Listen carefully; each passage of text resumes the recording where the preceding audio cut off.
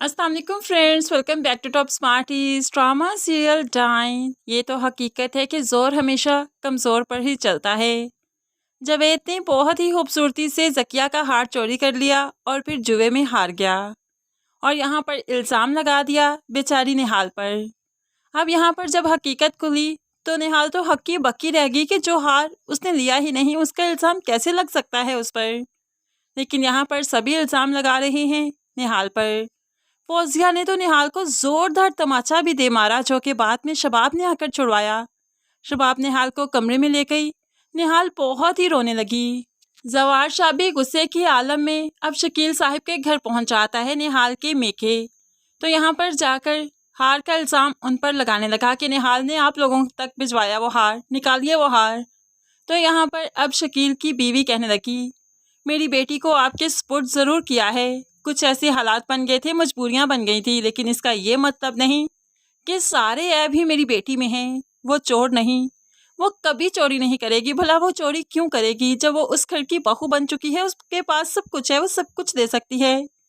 उसने तो तब भी चोरी ना की थी जब वो इस घर में थी, तो उस घर में जाकर भला वो क्यों कर ये काम करेगी। जवार शाह गुस्से के आलम से वहां से वापिस आ गया, लेकिन फिर भी एक तसल्ली आई कि निहाल शायद चोर नहीं, तो फिर चोर तो कोई और है जिसे ढूंढना बहुत ज़रूरी है। इसलिए तो वो अपने कुछ करिंदे इस काम पर लगा देता है जो कि इस काम की तह तक पहुंचेंगे कि हार आहर कहाँ गया।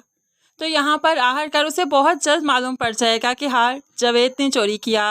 अब तो जवार शाह जावेद को गिरेबान से पकड़ लेता है। तुम्हें क्या लगा था मैं तय तक नहीं पहुंचूंगा, मुजरिम तक नहीं पहुंचूंगा, निहाल को जिम्मेदार समझता रहूंगा। अब तुम्हें वो हार वापस लेकर आना होगा। लेकिन यहाँ पर जावेद भला कैसे हार वापस लेकर आए जो कि जुए में हार चुका है।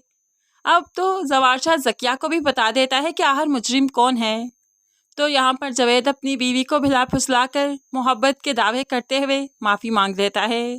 तो फिर बेचारी बीवियाँ माफ़ कर ही दिया करती हैं। लेकिन यहाँ पर निहाल को बहुत गुस्सा है कि उस पर इल्ज़ाम क्यों लगा। तो यहाँ पर नूरी भी जो कि अपने निहाल के साथ है उसे भड़काती है, तुम एक जवार शाह को अपने साथ कर लो ना, तो ये दुनिया तुम्हारा कुछ नहीं बिगाड़ पाएगी। लेकिन अगर साईं तुम्हारे साथ ना हुए तो इन लोगों की जूतियाँ और तुम्हारा सर हमेशा हाजिर रहेगा।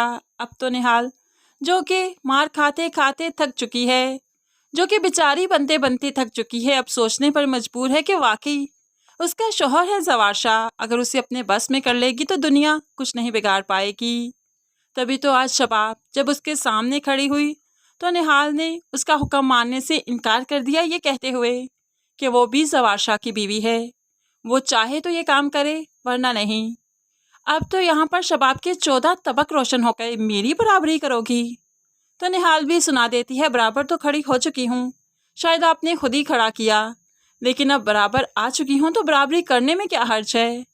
शबाब तो ये बातें सुनकर निहाल की दंग रह गई, डरने लगी। तो फिर अब आहिस्ता ही आहिस्ता निहाल नूरी के कहे के मुताबिक जवार शाह को अपने काबू में करेगी, जैसे तैसे करके उसे अपने हसार में लेगी, जो कि जायज़ भी है, उसका हक भी है, क्योंकि वो एक दूसरे के निकाह में हैं। और इस तरह से वो शबाब को ज़रूर डराएगी धमकाएगी, बल्कि सारे घर को अब अपनी मुट्ठी में रखेगी। और आगे चलकर हम निहाल का एक अलग ही रूप देखने वाले हैं जो कि काफ़ी इंटरेस्टिंग होगा।